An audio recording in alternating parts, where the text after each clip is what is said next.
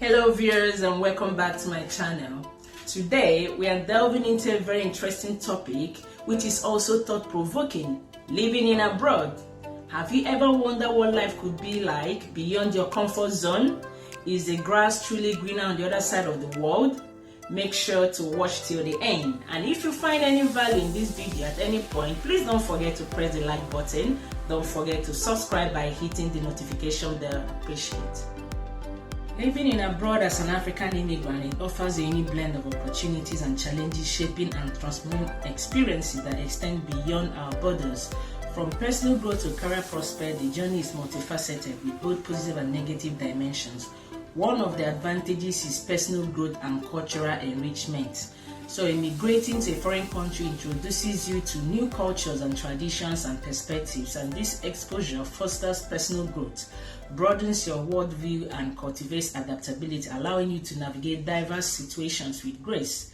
Another one is expanded career opportunities. Many African immigrants seek opportunities abroad to access better jobs prospect, higher wages, industries that align with expertise. This can lead to professional growth, skill enhancement, and the ability to contribute positively to the host country's economy. Thirdly, quality education and skills development. Immigrants often prioritize education, and moving abroad can grant access to renowned educational institutions and cutting-edge technology learning institutions, which nurtures intellectual growth and equips individuals with valuable skills for future endeavors. Networking and global connections. Living abroad fosters the development of global network. Interacting with people from various backgrounds can lead to valuable connections, collaborations, friendships that transcend beyond borders. Another is exposure to different healthcare systems. Access to advanced healthcare systems. It can be a substantial advantage for African immigrants who might benefit from better medical facilities and treatments in their host countries. Disadvantages: cultural adjustment and identity crisis. Adapting to a new culture while preserving your roots can be emotionally challenging. Struggling with identity issues and missing family cultural practices can lead to a sense of displacement. Language barrier. Language barriers can hinder effective communication and integration into the host society. This may affect job opportunities, social interactions, and overall quality of life. Discrimination and xenophobia, especially in African immigrants, may encounter prejudice or racism in their host countries. Such experiences can lead to isolation, low self-esteem, and hinder social integration. Fourthly, homesickness and social isolation. Being far from home and family and friends can result in homesickness, feeling lonely. Developing new social circles takes time and effort, potentially impacting your mental well-being.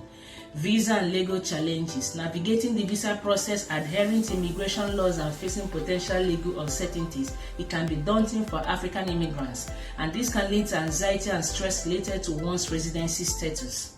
Sixth is remittance and financial pressures. Many African immigrants, they send remittance back to their home country to support their family members, and this can create financial pressure and inhibit personal financial growth and stability. The journey of living abroad as an African immigrant is complex, and it is very, very challenging. It takes a lot to be able to withstand a lot of these issues and be able to forge ahead with your own life here, such as cultural adjustment, discrimination, and legal hurdles. Successful integration often hinges on one's resilience, adaptability, and ability to navigate the intricacies of cultural living. There are different ways that we African immigrants can be able to adjust with life living in abroad. And one of those ways is to try to socialize with our own people by joining different meeting groups, making friends, going to social clubs. If you have any form of legal issue, do not just keep quiet and just wait.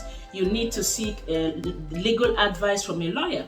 So you need to go to what we call the Citizens Advice Bureau in the UK. They can give you free legal advice and pilot you to the right, or rather signpost you to the right people that can be able to help you out. You may be eligible for a free legal advice. And another thing that we can do is to try to not always to be living in an introvert lifestyle, because there are some people that They don't want to mix with others. They just want to go to work, come back home and stay at home, and they don't know what's going on around them. It's very important that you understand what's going on where you live, in your community and in the country where you live in. If there is anything going on, you should be able to know. And how can you know when you don't interact with people? So we need to start going out more, making more friends. There are some people that just want to stick with certain friends that they've known all their life. Try to mix with other people. Try to integrate. Meet with people from other cultures. Make friends with people from other cultures. You can learn one or two from them. I've met people from different cultures in this country, Indians and the rest of them. I've also learned a lot. And they can also be very informative in terms of signposting you to solutions to your own issue if you have any issue, And if you're a student, it's also good to join your student union.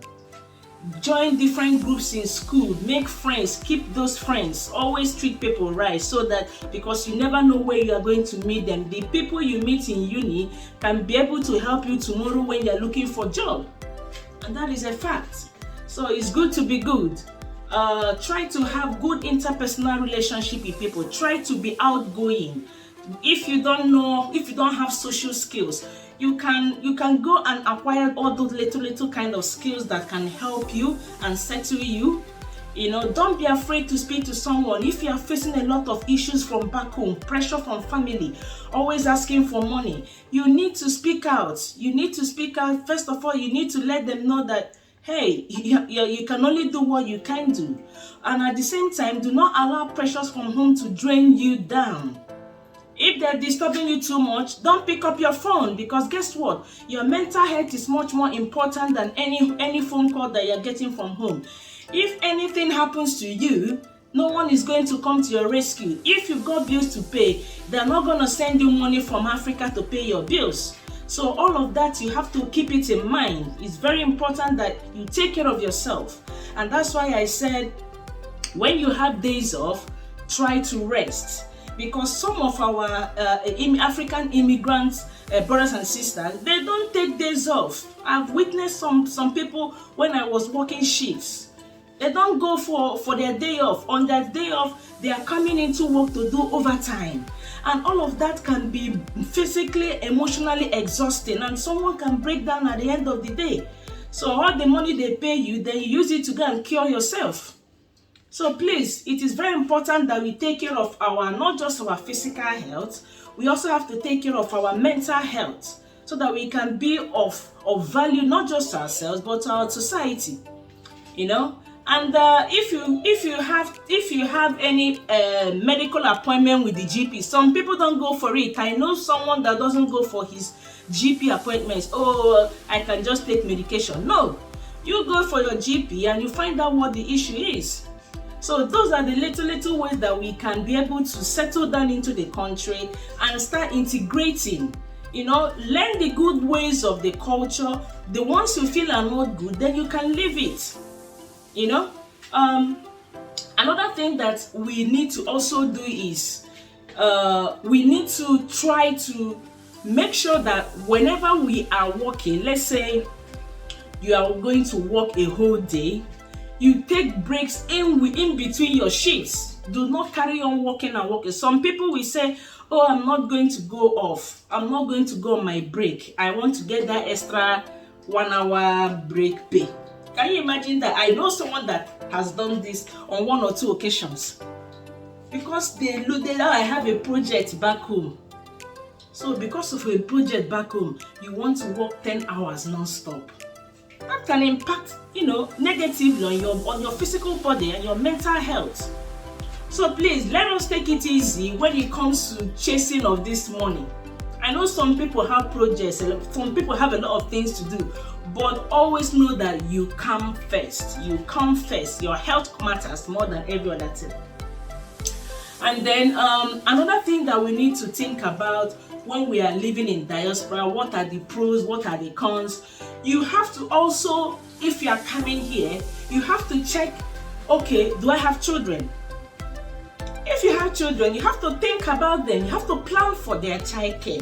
Childcare in abroad is not a small joke. It's very expensive. It is very expensive to pay for childcare. An hour, some people will charge you £10 depending on the part of the country. If it's in London, an hour some will charge 15 pounds. A day, some people will charge you £70 to take care of your child for 1 day. And that could be just for like 6 to 7 hours. So if you are coming here with your children, you have to make sure that you are able to financially take care of your kids. You have to pay for their childcare. I know that there is free education, but when it comes to that free education, it doesn't apply to children that are like under 3 years of age. I think it's from 3 years of age that is free education. Under 3 years, you have to pay. So, because the reason why I'm saying it is there is a family that I know that are regretting coming to UK just because they were not informed that they have to pay for childcare. It's very, very important that you are ready financially. Do not depend on anybody to take care of you or to pay for this or to pay for that. Those are the cons that you may not know about coming to abroad. All the things that you have to pay, because everything is money. We are lucky in UK, at least we have the NHS, even though we pay for it now because the national health surcharge has now been increased to £1,035, which immigrants will have to pay when they're making their visa application. Okay? In America, you have to pay for your health insurance. So we have to weigh these things. Some people will go and sell their land in Nigeria, sell this, sell that, but don't even know where they are going to, what the future holds, what exactly is going on in that place. If you are not very sure, the best advice is come here on holidays, come to the UK on holidays, come to America on holidays, explore the country, see what it's like, see if it's something you are going to like before you make that big step. So what do you think? Do you think that living abroad will be something that will be very interesting for you to try out? It's up to you. I think nobody can make any decision. I can just only mention the pros and cons of living in abroad or whatever. But at the end of the day, we have to make our own personal decisions. So please, whatever you do, make sure that you do your research very well before you leave your home country. We find that a lot of people do not do any research. They just jump on the plane and then they come and they say, oh, I'm disappointed with this, I'm disappointed with that. Make sure you do your research well so that you make sure that it is the right decision you are making for yourself, for your family, for your children if you are coming with your kids. And at the end of the day, the most important thing you have to make sure is that you are physically healthy, you take care of yourself, don't work too much, don't stress out too much, don't be depressed, don't give chance for any external pressures that is going to to affect you in any way. When you're having too much of pressure from back home, if it means dropping that phone, please do so. Anyway, thank you for watching this video. If you're new to my channel, please, I'm asking you to please subscribe, like our videos, share our videos, and for those of you that are being with this channel, I thank you for your support, and I'll see you all in the next one. Thank you.